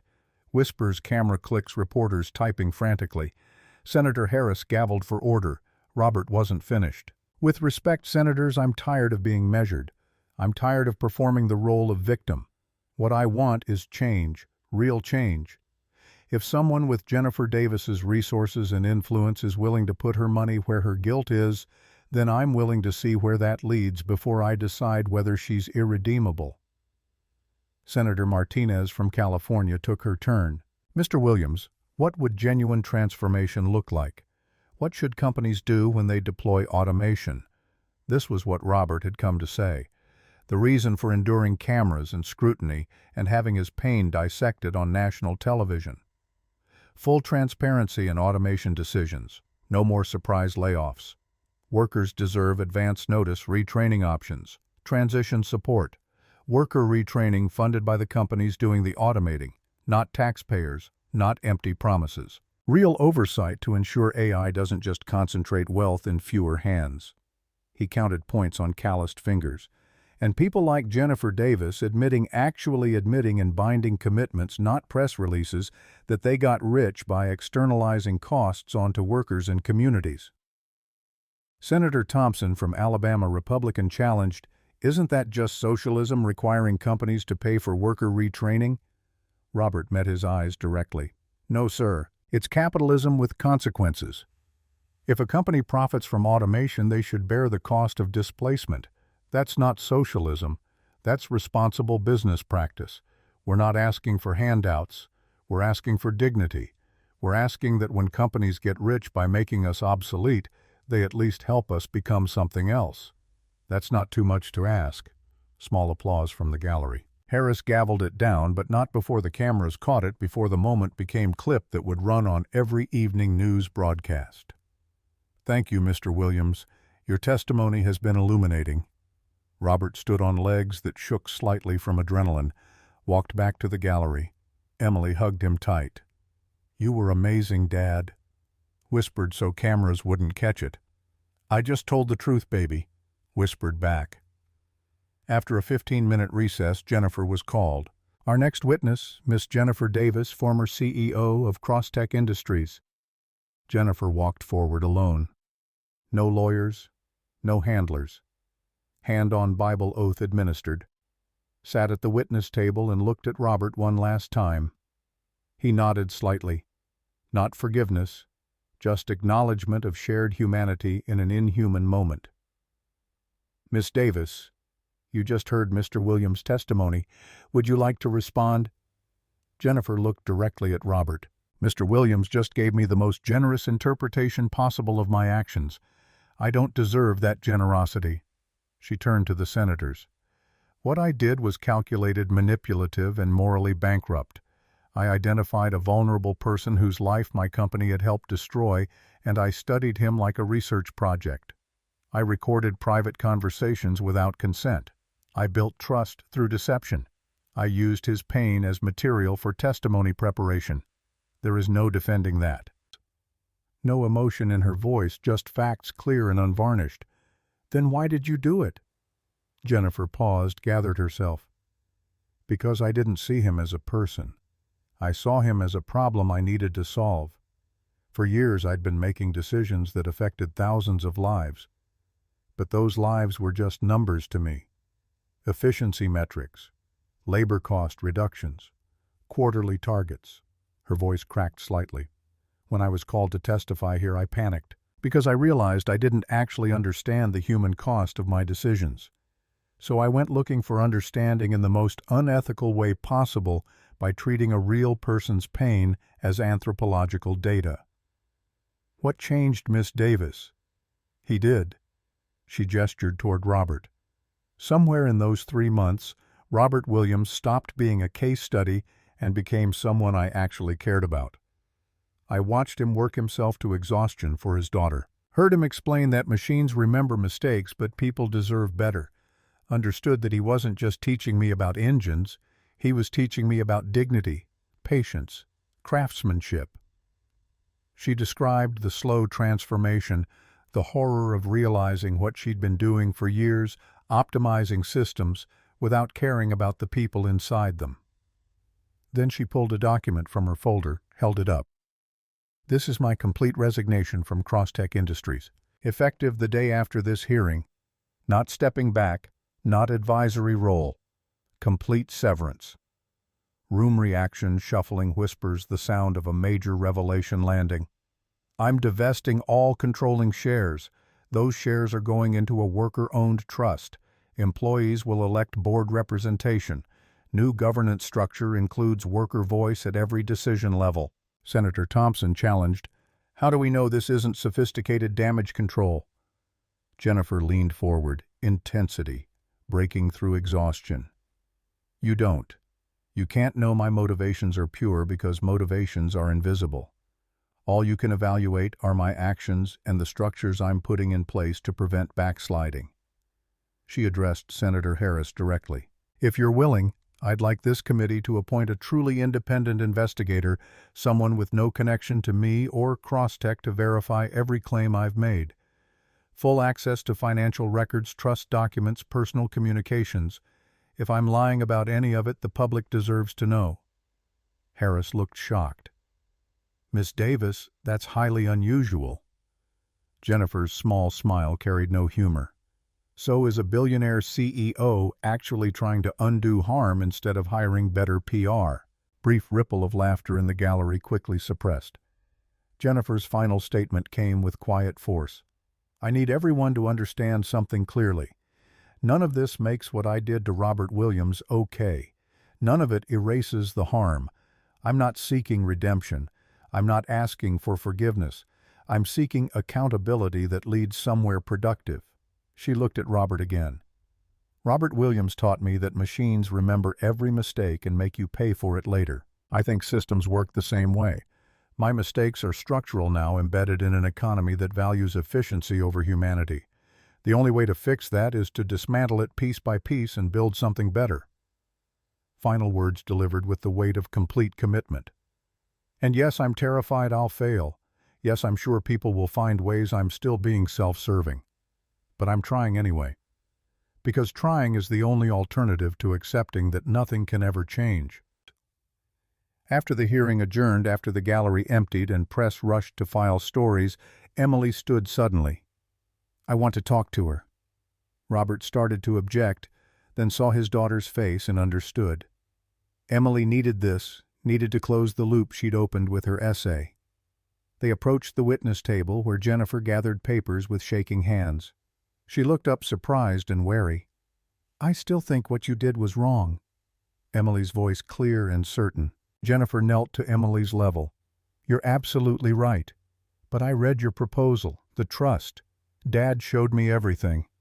I decided that you heard us, that you're trying to fix it. Pause. Both things are true at the same time, and I don't know what to do with that. You don't owe me anything, Emily. Not forgiveness, not acknowledgement, nothing. You told a truth that needed to be told. That changed everything. That's enough. Emily extended her hand. I'm not saying we're okay. I'm just saying maybe someday we could be. Jennifer took the hand gently, tears streaming. That's more than I hoped for. Thank you. Robert stepped forward then. Jennifer, if you're serious about this, about really changing things, you're going to need help. People who understand what it's like to be on the receiving end of efficiency protocols. People who can keep you honest. She stood facing him. But, are you offering? I'm saying if you want to build something real, you can't do it surrounded by yes men who've never chosen between rent and groceries. He pulled out the card she'd given him 3 months ago at the garage. Call when you're ready to talk about what comes next. Jennifer took the card, stunned. Thank you. Don't thank me, just do the work. 3 people stood in that Senate chamber connected by betrayal and possibility, and the fragile hope that maybe broken things could be repaired. What none of them knew was that their biggest fight wasn't behind them. Kenneth Anderson was already mobilizing, already planning, already calculating how to destroy everything they were trying to build. The story was far from over. 2 weeks after the Senate hearing, Robert opened his email to find a message from Susan Miller with a subject line that made his jaw tighten. We have a problem. Urgent. The attached article came from National Business Chronicle, a publication Robert had never heard of, but that carried the visual weight of legitimacy, clean layout, professional typography, the kind of design that suggested serious journalism rather than tabloid speculation. The headline hit like a sucker punch: Cross-Tech Worker Trust Under Scrutiny, Experts Question Sustainability Transparency. Robert read with growing anger. The piece was dressed up as investigative reporting, but read like character assassination. Anonymous industry analysts questioned whether the trust was primarily a tax shelter.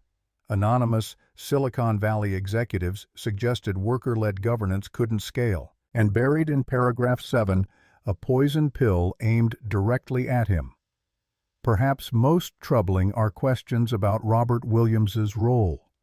Williams, the displaced worker whose viral story sparked the scandal, now appears to be consulting for the trust-raising concerns about whether he's been compensated to defend Davis publicly. Williams's exact salary has not been disclosed. Robert's hands shook as he dialed Susan. Who wrote this garbage? Her voice carried professional calm over frustration. Byline says Marcus Webb, freelance business reporter, but I did some digging. The article was commissioned and paid for by Sentinel Strategic Communications. Never heard of them. Crisis management firm for tech companies. Guess who's their biggest client? Tell me. Tech Core Industries, Kenneth Anderson's company. The name meant nothing to Robert, but Susan's tone suggested it should. She explained Anderson was Jennifer's biggest competitor, CEO of a rival AI automation firm. Someone who'd built a $4 billion fortune on the same efficiency over humanity model Jennifer was now trying to dismantle. If our model succeeds, every tech CEO faces pressure to do the same, Susan continued. Anderson can't let that happen. He's going to try to destroy the trust before it even launches. Robert called Jennifer immediately. She answered on the second ring voice, tired in ways that suggested she'd already seen the article, already understood its implications. Kenneth Anderson. He's been circling for weeks. What do? We prove him wrong, not with words, with results. But proving anything required time they didn't have. The Sedona Center was scheduled to open in 6 weeks. 32 students enrolled, mostly middle-aged workers who'd been unemployed for years. People who'd taken enormous risks quitting survival jobs to bet on a program that national media was now calling into question. Tuesday morning brought phone calls. Patricia Martinez, 48, former automotive plant supervisor from Ohio, voice tight with worry. Mr. Williams, people are asking if this is real, if we're just being used again. Is the money actually there? Michael Garcia, 32, former logistics coordinator, now driving for rideshare 70 hours a week. My wife saw the article. She wants me to drop out. Says it's another scam and we can't afford for me to waste time on scams. By Tuesday afternoon, 3 students had emailed withdrawal notices. Emergency meeting that night in Robert's garage, nowhere else to meet, no conference room or office, just the space where this had all begun. Robert, Jennifer, Susan Miller, Patricia Martinez, Michael Garcia, Linda Thompson, and 5 other enrolled students crowded between workbenches and tool chests. Patricia spoke first, direct and uncompromising. I don't trust you, Miss Davis. This article says you're using the trust for tax benefits. Is that true? Jennifer met her eyes without flinching. No, but I understand why you'd believe it. I've given you no reason to trust me. Michael leaned forward. The article says Robert's getting paid to defend you. How much are you paying him? Robert cut in before Jennifer could answer. Nothing. Yet. The plan was for me to be director once the center opens. Salary was going to be $75,000 a year voted on by a worker board, not Jennifer. But that hasn't happened yet because we haven't opened yet. Linda Thompson, 51 former quality control analyst, spoke with the precision of someone who'd spent decades catching manufacturing defects. $75,000 doesn't sound like selling out. But how do we know the trust is real? How do we know the money won't just disappear? Jennifer pulled out her phone, pulled up documents, projected them on the garage wall using a portable projector she'd brought. Financial statements, governance bylaws, escrow confirmations, numbers and legal language that should have been reassuring but felt abstract against the reality of people's survival hanging in balance. We release everything, Jennifer's voice cut through the murmurs. Full financial records, every governance document, my personal emails about the trust, total transparency. One of the board members objected. That's dangerous. Anderson will weaponize anything he finds, any mistake, any typo, any unclear clause. Robert looked at Jennifer hard. Then we better make sure there's nothing to weaponize. You said you wanted accountability. This is what it looks like. You open the books completely, or we shut this down right now. Jennifer didn't hesitate. Open the books.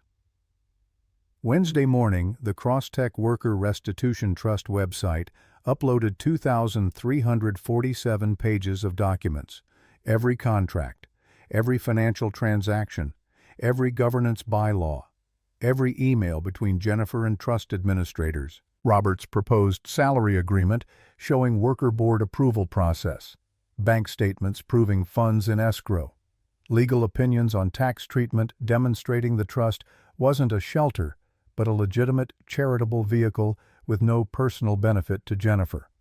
Jennifer recorded a video statement that went live simultaneously. To address concerns raised in recent media coverage, this is everything, every document related to the trust. No redactions except personal information like social security numbers. You'll see that I have zero operational control. You'll see that Robert Williams's proposed salary is standard nonprofit director compensation. You'll see that the trust is funded, structured for sustainability, designed to outlive my involvement. If you find anything that contradicts these claims, make it public. Because accountability means accepting consequences, not managing narratives. The words carried weight because they were verifiable, because Jennifer had subjected herself to oversight that most CEOs would never accept. Sunlight is the best disinfectant. If we're building something real, we shouldn't be afraid to show every bolt and wire. And if we're building something fake, it deserves to die in the light. Thursday brought Christopher Lee's preliminary report. Lee, former federal prosecutor appointed by Senator Harris as independent investigator, released findings that landed like a depth charge in the ongoing media battle. After 8 weeks of intensive audit, including forensic accounting review and interviews with 47 stakeholders, I make the following preliminary findings. The Crosstech Worker Restitution Trust is legitimate, fully funded with $4.538 billion in confirmed assets. Governance structure prevents Ms. Davis from exercising operational control. Mr. Williams's proposed compensation is appropriate for comparable nonprofit positions and was determined by independent board vote. Concerns about long-term sustainability are valid, but manageable with proper oversight, which currently exists. The trust represents unprecedented commitment to worker-centered automation accountability.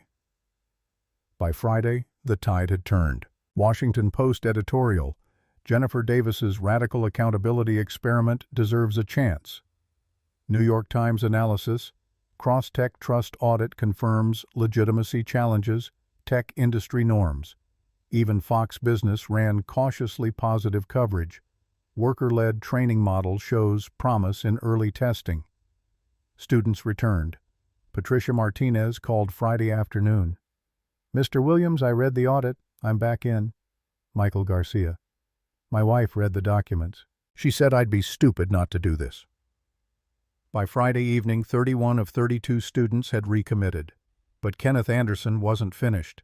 6 weeks later, when the Sedona Center opened with ribbon-cutting ceremony and local press coverage, when 32 students filled workshops learning solar panel installation and wind turbine maintenance and advanced manufacturing techniques, Anderson was already planning his next move. The sabotage was sophisticated. Anonymous zoning complaints filed with Sedona city government, forcing inspections that delayed construction of a second building.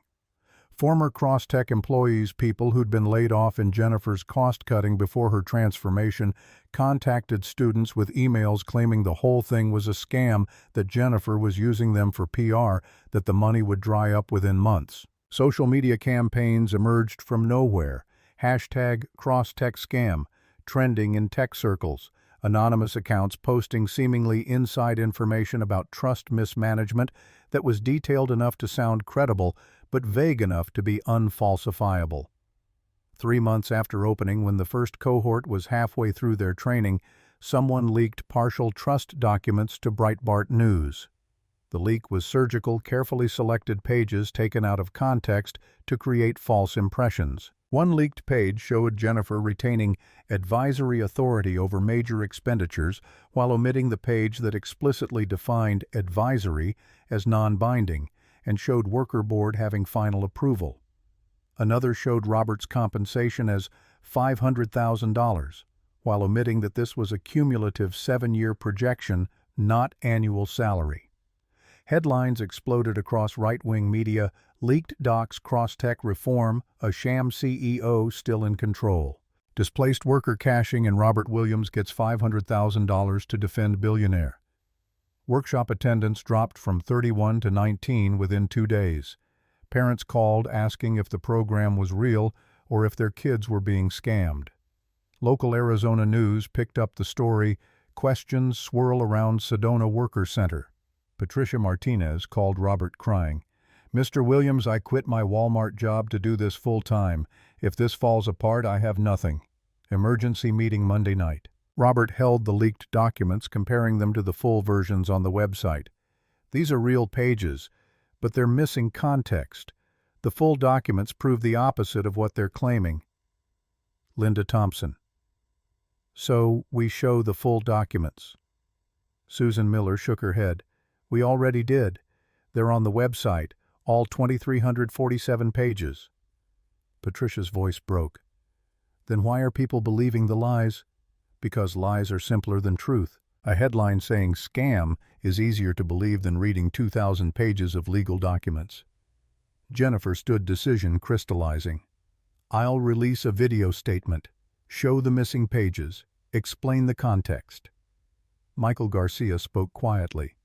"Will anyone watch it? Or will they just read the headlines?" The silence held weight of hard truths. Robert broke it. "We need someone credible, someone people trust more than us. What about Christopher Lee?" The investigator. Tuesday afternoon, Lee held a press conference. He projected slides showing full document sections, the pages that had been deliberately omitted from the leak. "I've reviewed the leaked documents circulating in media. They are authentic pages from the Crosstech Trust Governance Manual. However, they have been deliberately presented out of context to create false impressions." He showed page 47, not included in the leak, stating explicitly, "The founder shall have zero veto authority over worker board decisions." He explained the salary figure. "The $500,000 represents Mr. Williams's cumulative projected salary over 7 years, not annual compensation. His actual salary is $75,000 per year, standard for nonprofit executive directors." His conclusion was unequivocal. Someone is deliberately manipulating these documents to undermine legitimate worker-centered reform. I encourage media outlets to review complete documents before publishing claims based on selectively leaked materials. Retractions began that evening. Breitbart added updates. Daily Caller issued corrections. The damage control worked. Students' returned attendance climbed back to 28 by Wednesday. But the pattern was clear. Anderson wasn't trying to destroy the trust in one dramatic blow. He was bleeding it slowly, creating constant crisis that forced defensive posture that made it impossible to focus on the actual work of training displaced workers. 5 months after opening, the Sedona Center approached its first graduation. 23 students completing the program's 72% completion rate. 17 already had job offers. 74% placement rate, wages averaging $58,000 annually compared to $42,000 pre-layoff average. The statistics represented something more than numbers. They were Patricia Martinez, hired as quality control supervisor at a solar manufacturing facility in Phoenix, making $62,000 a year more than her old automotive job. They were Michael Garcia, directing logistics for a 3-state solar installation network at $68,000 annually. They were Linda Thompson, teaching manufacturing precision at the center, while consulting on the side, calling it the most meaningful work of her 22-year career. The graduation ceremony was scheduled for 2 weeks out, media narrative turning positive. Then Kenneth Anderson made his final play. Tuesday morning, Robert sat in Desert Moon Cafe, grabbing coffee before heading to the center. A man in an expensive suit approached his table, tailored in ways that announced wealth before words could, confident in the way of people who'd never been told no and meant it. "Mr. Williams, Kenneth Anderson. Mind if I sit?" Robert's wariness showed. "Do I know you?" Kenneth sat without waiting for permission. "CEO of TechCore Industries. I've been following your work with great interest." He slid a folder across the table. "I'd like to discuss a consulting opportunity. $2 million for 6 months of work." Robert didn't touch the folder. "Consulting on what?" "Corporate automation ethics, helping us implement responsible AI deployment, worker transition planning." Kenneth's smile was practiced. "It's all standard. 6 months, $2 million minimal time commitment, maybe 10 hours a month. We value your perspective." Robert opened the folder, read the contract with engineer's attention to detail, found the clause that confirmed his suspicions. "Consultant will advise on public positioning regarding automation accountability initiatives." He looked up. "You want me to help you spin automation layoffs?" "I prefer to think of it as helping us communicate effectively about necessary business decisions." Kenneth dropped the pretense, leaned in. "Look, Williams, you've been used once already. Don't be used again. Jennifer Davis is playing you. This trust tax write-off with good PR. In 2 years, funding dries up, governance collapses, you're left holding the bag. The independent audit said, audits can be manipulated." Kenneth tapped the contract. "But this is real money. Enough to secure Emily's future, send her to MIT without debt, buy a real house instead of renting. Stop worrying about grocery bills." He paused for effect. "All you have to do is publicly question whether Jennifer's really committed. Just raise some doubts. Call for another independent investigation. That's it. Easy money." Robert stared at him, understanding crystallizing. "You're offering me $2 million to sabotage worker training programs." "I'm offering you $2 million to ask legitimate questions about sustainability and—" Robert pulled out his phone, placed it on the table between them. "Arizona is a one-party consent state for recording. I've been recording this conversation since you sat down." Kenneth's face drained color. "What are you—" "So just to be clear, Mr. Anderson, you're offering me $2 million to publicly doubt the Cross-Tech Worker Trust in order to undermine worker-centered automation accountability programs." Kenneth stood abruptly. "You wouldn't. This is— I'll sue you for—" "For what?" "Recording a conversation in a one-party consent state." "Go ahead. I'll see you in court. With this recording as evidence." Kenneth pointed a finger, voice tight with rage. "You're making a big mistake, Williams. I have lawyers who—" "Get out of my sight!" Kenneth stormed out. Robert sat there, hand shaking slightly, coffee forgotten. Pulled out his phone, saved the recording to 3 different cloud services. Called Jennifer and Susan on conference. "I have something you both need to hear." He played the recording. Silence after it ended heavy with implications. Jennifer's voice came tight. "He offered you $2 million. To sabotage everything we've built. Susan, all business. This is evidence of corporate sabotage. We should release it immediately." Robert hesitated. "You sure?" Once it's out there, Kenneth comes after me hard. Lawyers, investigators, everything. He's already coming after you, Susan countered. This just proves it. Jennifer's voice carried something Robert hadn't heard before, steel wrapped in exhaustion. Robert, this is your decision. But if you release it, you're exposing what billionaires are willing to do to prevent accountability. That matters. Robert thought about Patricia Martinez, who'd quit Walmart to bet on this program.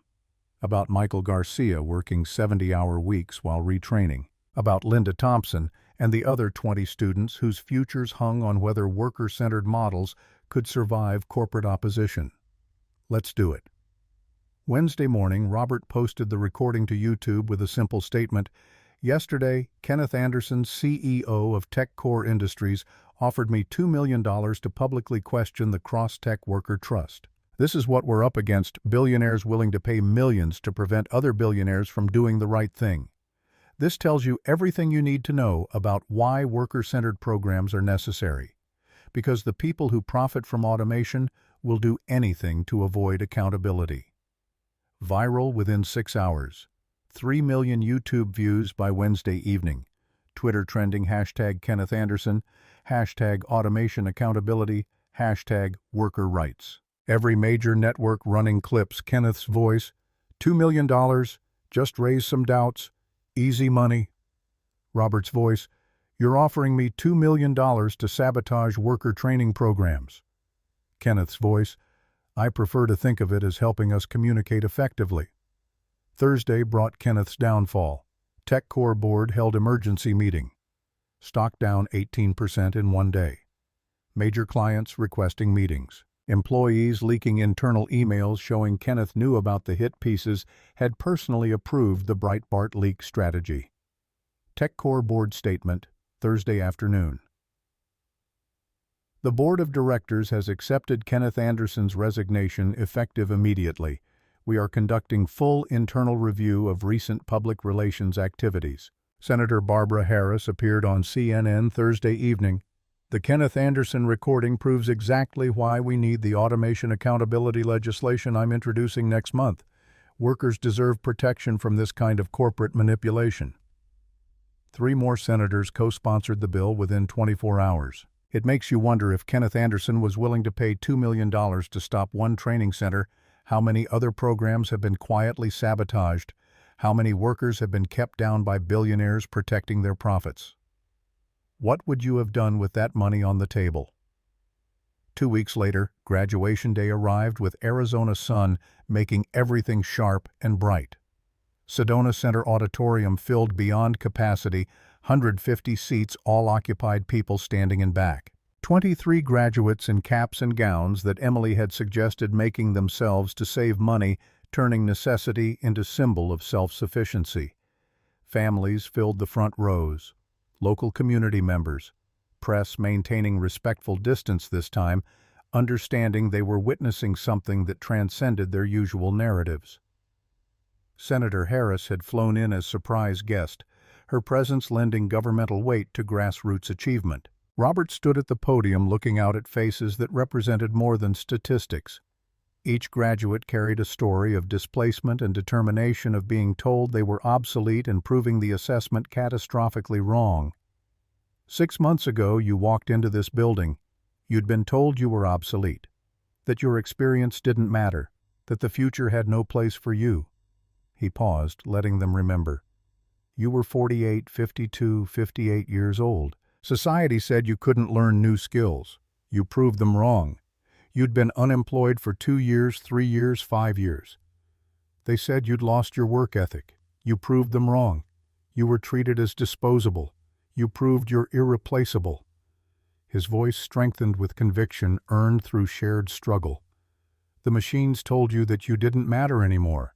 Today you taught the machines they were wrong, because the future isn't built by algorithms. It's built by people who refuse to quit. Standing ovation. Not polite applause, but genuine celebration, recognition of achievement that transcended individual success to prove systemic possibility. Patricia Martinez spoke as graduate representative, her voice carrying the authority of someone who'd survived displacement and emerged strengthened. Mr. Williams taught me that starting over isn't failure, it's courage. Miss Davis funded this program, but we built it. We proved that worker-led models work. Now it's our job to take this to every state in America. More applause, the kind that suggested movement rather than moment.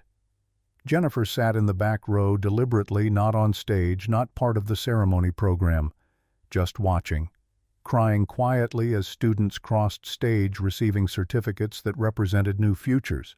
Not performing for cameras, none pointed at her, just genuinely moved by what she'd helped enable, but hadn't controlled what workers had built when given resources without strings.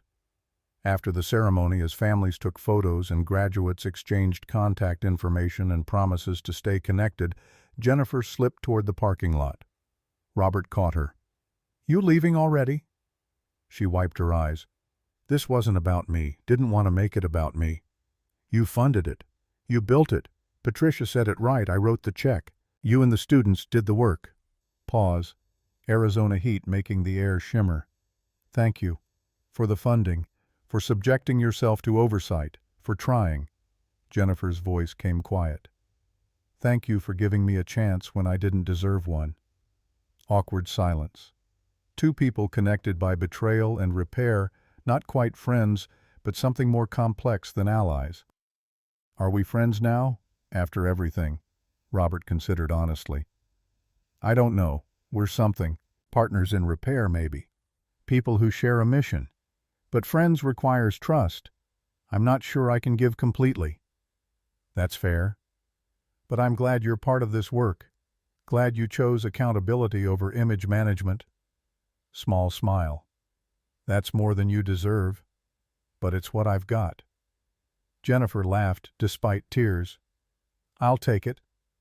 Emily appeared then, 16 years old now, taller and more confident than the 14-year-old who'd written that essay 18 months ago. She'd been watching from the front row, had seen the whole ceremony, had witnessed what her courage in publishing that essay had ultimately enabled. She walked up to Jennifer with the directness Robert had always admired in his daughter. "I still think what you did was wrong." Jennifer knelt to Emily's level. "You're absolutely right. But I read your proposal, the trust. Dad showed me everything. The audit confirmed it." Emily's voice carried the precision she brought to physics problems, to debate arguments, to any situation requiring clear thinking. "I decided that you heard us, that you're trying to fix it." Pause. The weight of complicated truth. Both things are true at the same time, and I don't know what to do with that. Jennifer's eyes filled again. "You don't owe me anything, Emily. Not forgiveness, not acknowledgement, nothing. You told a truth that needed to be told. That changed everything. That's enough." Emily extended her hand, not for a hug, not for full reconciliation, but for something smaller and more honest. "I'm not saying we're okay. I'm just saying maybe someday we could be." Jennifer took the hand, gently holding it like something precious and fragile. "That's more than I hoped for. Thank you." Robert stepped forward, then pulling something from his pocket. The business card Jennifer had given him that first day at the garage 3 months before the confrontation, back when he'd thought she was just a rich woman playing mechanic. "Jennifer, if you're serious about this, about really changing things, you're going to need help. People who understand what it's like to be on the receiving end of efficiency protocols. People who can keep you honest." She stood facing him. "Are you offering—" "I'm saying if you want to build something real, you can't do it surrounded by yes-men who've never chosen between rent and groceries. The worker board is good, but you need someone who'll tell you when you're slipping back into old patterns. Someone who remembers what you did and won't let you forget." He held out the card. "Call when you're ready to talk about what comes next." Jennifer took the card, stunned into momentary silence. When she found words, they came quiet. "I don't deserve this." Probably not. But the workers who need training centers deserve a program that works, and that's bigger than whether you deserve my help. Robert's voice carried the practical wisdom of someone who'd learned to separate personal feelings from necessary work. "Don't thank me. Just do the work. And don't make me regret this." "I won't." The three of them stood there in the Arizona parking lot, sun beating down cicadas, screaming in the heat, the everyday sounds of Sedona continuing around them. A billionaire CEO who'd given up her empire, a mechanic who'd chosen building over revenge, a teenager who'd refused to stay silent. Not friends, not family, but connected by something that transcended simple categories by betrayal, acknowledged and accountability accepted, and the fragile possibility that broken things could be repaired if you were willing to do the patient, difficult work of putting them back together piece by piece. 5 years later, Robert Williams stood at a podium in MIT's Mechanical Engineering Department. Lecture Hall 10-250 held 200 students and faculty and invited guests and policymakers and press. Emily sat front row 21 now, senior at MIT, double majoring in mechanical engineering and public policy, already fielding job offers from top aerospace firms while considering graduate school. The path from that Arizona garage to this Cambridge lecture hall had been neither straight nor easy, but it had been real. Robert clicked to his first slide network statistics that told a story of systemic change, 23 centers across 18 states, 12,847 graduates, 81% placement rate, $58 million in cumulative wages earned, 47 worker-owned businesses launched, 3 states with adopted worker protection legislation modeled on the trust framework. We haven't solved displacement. We haven't fixed the economy. We haven't made automation consequence-free. Next slide photo of the original Sedona garage where this began. Tools hanging on pegboard. The snap-on toolbox he'd bought used the workbench where he'd taught Jennifer about combustion engines while she secretly recorded him. But we proved something important. Displaced workers aren't problems to be managed. They're experienced, capable people who deserve investment. When you actually treat them that way, when you build systems that value their knowledge and create pathways for contribution, they don't just survive, they thrive. He talked about the model's evolution, how Sedona's success spawned Detroit, Boston, Phoenix, Atlanta, Portland, Cleveland, Houston, how 67 other organizations had adopted the open source framework, how worker-led governance wasn't just idealistic theory, but practical reality producing measurable results. Final slide photo from first graduation. 23 students in homemade caps and gowns. Patricia Martinez speaking at the podium. Jennifer crying in the back row. Emily standing with Robert, pride visible in every face. These 23 people were told they were obsolete. They proved the world wrong. They did it by refusing to accept that disposability is inevitable. Robert paused, gathering his closing thoughts. The lecture hall was silent, attentive in ways that suggested his story had resonated beyond academic interest. This garage is where I learned that broken things can be made whole again if you're willing to do the patient, difficult work of putting them back together piece by piece. Not perfectly, but functionally, strong enough to bear weight, built to last. Then his final statement, the message he'd carried for 5 years, refined through experience and hardship and small victories. The world will always have machines that break down. The question is whether we treat the people who fix them, who build them, who understand them as disposable, or as irreplaceable. 5 years ago, I thought I knew the answer. Today, I'm still learning. But I know this. We owe workers more than efficiency. We owe them dignity. And that's not negotiable. Standing ovation. Real and sustained, the kind that came from genuine respect rather than polite obligation. After the lecture, Robert and Emily walked across MIT campus in late afternoon October sun.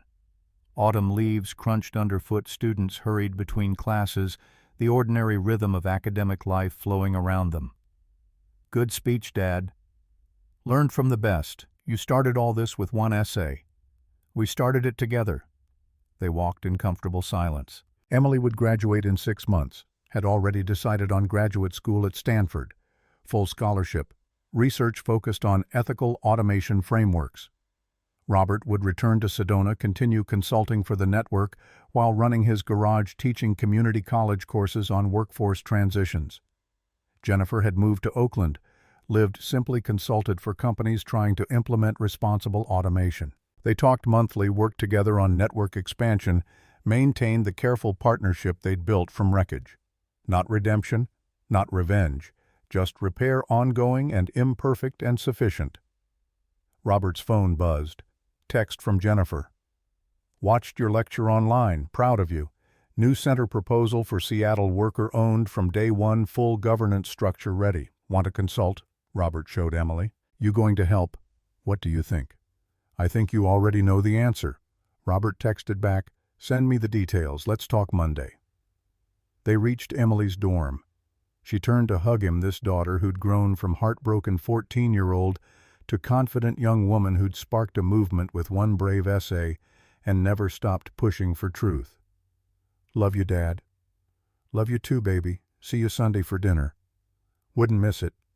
She headed inside. Robert watched her go, then started walking back across campus past buildings where future engineers learned the technical skills he'd once mastered, past students who'd inherit a world still grappling with automation and displacement and the question of whether efficiency could coexist with humanity. He thought about that night on Highway 89. About Jennifer's Ducati sitting dead in desert darkness. About choosing to stop and help a stranger, not knowing she was the architect of his displacement, not knowing that simple act of decency would cascade into movement and transformation, and thousands of lives changed. Someone once told him that machines remember every mistake and make you pay for it later. But Robert had learned something else over 5 years of patient repair. People can choose to remember the rebuilding instead of just the breaking. And sometimes, not always, but sometimes that choice makes all the difference. 5 years. 12,000 lives changed. One billionaire who gave up everything to make it right. One mechanic who chose building over revenge. One teenager who refused to stay silent. Have you ever had to decide between forgiveness and justice? Between holding on to anger or choosing hope? Between tearing down or building up? The answer isn't simple. It never is. But the work continues, imperfect and necessary, one repaired connection at a time. The future isn't written by algorithms. It's built by people who refuse to accept that broken things can't be fixed, that displaced workers are disposable, that accountability is impossible. The work continues.